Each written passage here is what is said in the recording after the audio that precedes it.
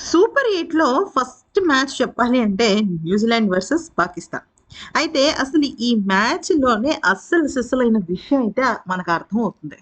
అయితే 21 తారీఖున మొదలవ్వబోతే సూపర్ 8 మ్యాచెస్‌లో పాకిస్తాన్ ఒక జట్టు బలమైన కివీస్‌ను ఢీకొట్టడానికి సిద్ధమైంది.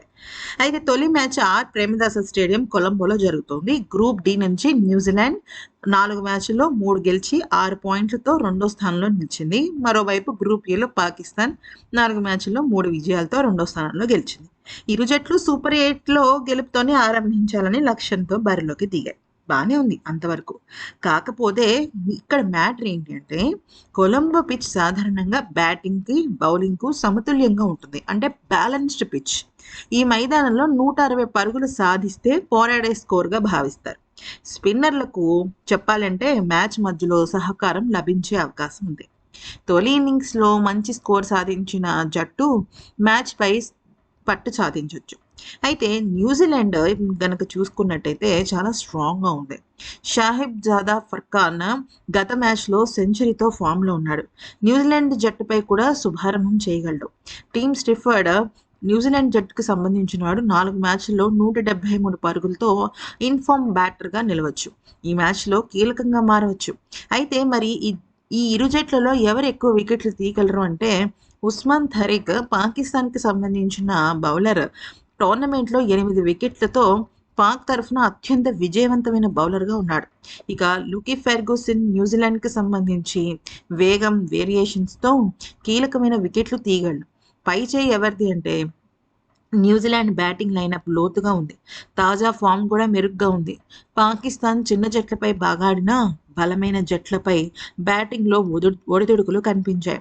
అందువల్ల ఈ మ్యాచ్‌లో న్యూజిలాండ్ స్వల్ప ఆధిక్యంలో ఉందని అంచనా వేయొచ్చు. ముఖ్యంగా చెప్పాలి అంటే పాకిస్తాన్ జట్టు న్యూజిలాండ్‌తో గెలవడం అంత చిన్న విషయం ఏం కాదు. అంటే గెలవడం చాలా కష్టం. ఇక ఇరు జట్లలో గనుక చూసుకున్నట్టయితే న్యూజిలాండ్ జట్టుకే ఎక్కువగా పవర్ ఉందని చెప్పొచ్చు. అసలు సిసలైన పులి మీద స్వారీ ఇప్పుడే జరుగుతుంది పాకిస్తాన్ జట్టుకి. ఎందుకనంటే గత 5 మ్యాచ్‌ల పరిస్థితిని గనుక చూసుకున్నట్టయితే ఇరు జట్లకి కూడా సేమ్ అవకాశాలు ఉన్నాయి కానీ పాకిస్తాన్ జట్టు మాత్రం ఫస్ట్ మ్యాచ్ నుంచి తడబడింది. సో, ఈ క్రమంలో పాకిస్తాన్ జట్టుకి ఓడిపోయే అవకాశాలు చాలానే ఎక్కువ.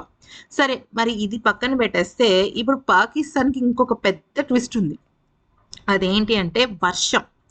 ఎందుకంటే ఇప్పుడు వర్షం కారణంగా మ్యాచ్ రద్దయితే పాకిస్తాన్ ఈ జట్టు నుంచి అంటే ఈ టోర్నమెంట్ నుంచి ఔట్ అయిపోతుందా అంటే ముఖ్యంగా మనం గమనించాల్సింది ఏంటంటే ఈ సూపర్ 8 దశ ప్రారంభానికి ముందే వర్షం భయం వెంటాడుతుంది. ముఖ్యంగా కొలంబోలో వాతావరణం చాలా అంటే చాలా అన్‌ప్రెడిక్టబుల్‌గా ఉంటుందన్నమాట. మ్యాచ్‌లు వర్షంలో కొట్టుకుపోతే ఏమవుతుంది అన్న సందేహం అభిమానుల్లో నెలకొంది. ఇలాంటి పెద్ద మ్యాచ్‌లకు ఐసీసీ ఎలాంటి నిబంధనలు పెట్టింది అనేది కనుక చూస్తే సూపర్ 8 రౌండ్‌కు భారత్, దక్షిణాఫ్రికా, జింబాబ్వే, వెస్టిండీస్, శ్రీలంక అలాగే ఇంగ్లాండ్, పాకిస్తాన్, న్యూజిలాండ్ జట్లు సాధించాయి కదా!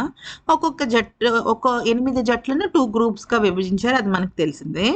అయితే కొలంబోలో వరుసగా వర్షాలు పడుతున్న నేపథ్యంలో సూపర్ 8 మ్యాచ్‌లకు గ్రూప్ స్టేజ్ లాగే రిజర్వ్ డే ఏర్పాటు లేదు. ఐసీసీ నిబంధనల ప్రకారం టీ20 మ్యాచ్‌లో ఫలితం రావాలంటే 2 జట్లు కనీసం 5 ఓవర్స్ ఆడాలి. అందువల్ల అంపైర్‌లు ఎలాంటి పరిస్థితుల్లో అయినా మ్యాచ్ పూర్తి చేయించేందుకు ప్రయత్నిస్తారు. వర్షం కారణంగా కనీసం 5 ఓవర్లు కూడా ఆడలేని పరిస్థితి వస్తే మ్యాచ్‌ని రద్దు చేసేస్తారు. అప్పుడు ఇరు జట్లకు చెరొక పాయింట్ వస్తుంది.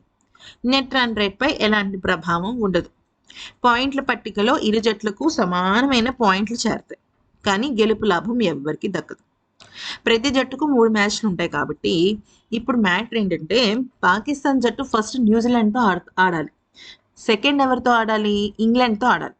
తర్వాత శ్రీలంకతో ఆడాలి. మీరిక్కడ గమనించాల్సింది ఏంటంటే ఈ టోర్నమెంట్‌లో శ్రీలంక చాలా స్ట్రాంగ్‌గా ఉంది. ఇంకా అటొచ్చి ఇటొచ్చి న్యూజిలాండ్ జట్టే మొన్న భారత్‌తో 5 టీ20 మ్యాచ్‌లు ఆడి కొద్దిగా అటు ఇటు అయిపోయింది.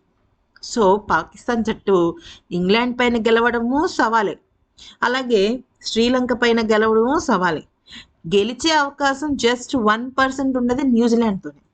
సో న్యూజిలాండ్ పైన గెలిచిన తర్వాత వర్షం కారణంగా ఏదైనా మ్యాచ్ రద్దయ్యి ఒక పాయింట్ మాత్రమే ఉంది అంటే మాత్రం పాకిస్తాన్ ఈ టోర్నమెంట్ నుంచి బాయ్ బాయ్ గుడ్ బాయ్ చెప్పాల్సిందే.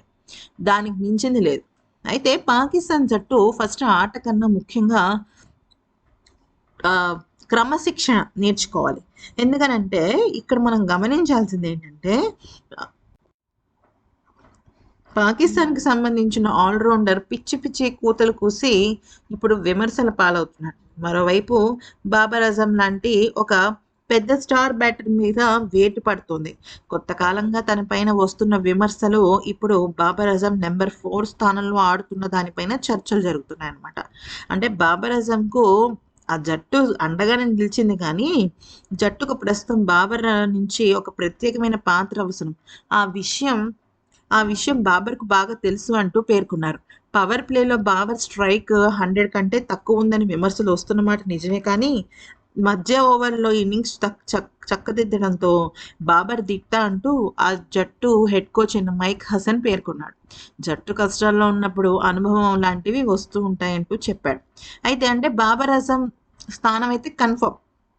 కాకపోతే అక్కడ ఏమంటోందంటే పాకిస్తాన్ జట్టు వాళ్ళ జట్టు గురించి అంటే మా జట్టు సెమీస్‌కి చేరుతుంది, ఫైనల్‌కి చేరుతుంది.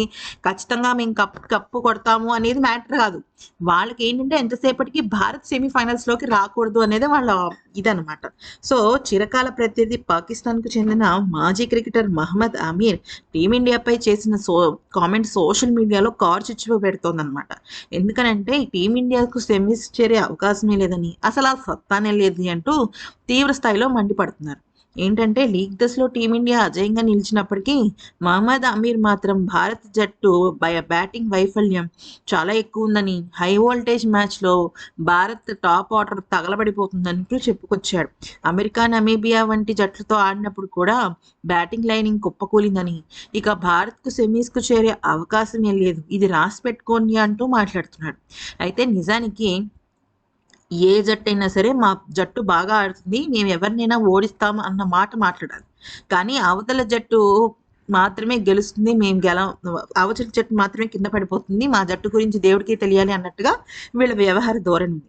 మహమ్మద్ అమీర్ తన విశ్లేషణలో టీమిండియాను పక్కన పెట్టి ఇతర జట్లకు ప్రాధాన్యత ఇచ్చాడు.